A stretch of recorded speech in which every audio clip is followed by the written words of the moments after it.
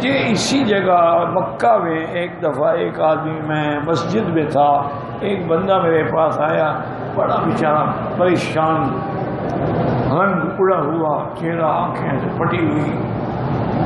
میں نے کہا کہ کیا بات ہے؟ اس نے کہا حضرت گزارش یہ ہے کہ آج 15 دن اور 15 راتیں ہو گئی ہیں، مجھے 1 منٹ کے لیے بھی نیند نہیں آتی۔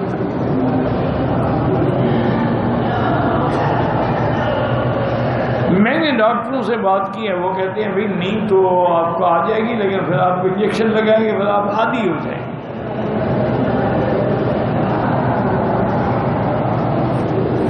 میں نے کہا کہ اچھا ایسا کرو، میں نے کسی اپنے استاد سے سنا تھا کہ قرآن پاک میں جو سورۃ الکہف میں آیت ہے جی، اللہ فرماتے ہیں کہ جب وہ نوجوان غار میں آئے فضربنا علی آذانہم، ہم نے ان کے کانوں کو بند کر دیا کہ آواز نہ آئے۔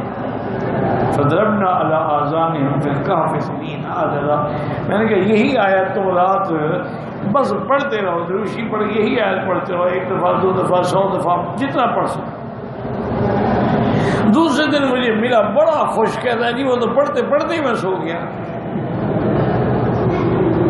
اور مجھے 6-7 گھنٹے بڑی بھرپور نیند آئی۔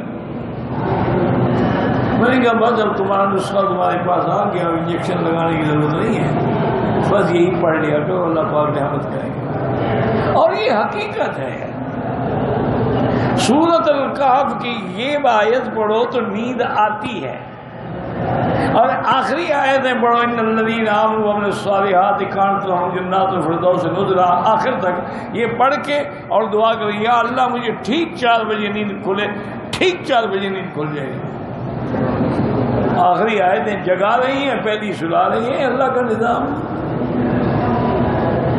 یعنی آپ تجربہ کریں، یعنی گھڑی غلط ہو سکتی ہے لیکن نیند ٹھیک اسی وقت اٹھیں گے، اور اللہ والوں کے تو خیر ہر چیز پھر اللہ آسان کر دیتے ہیں۔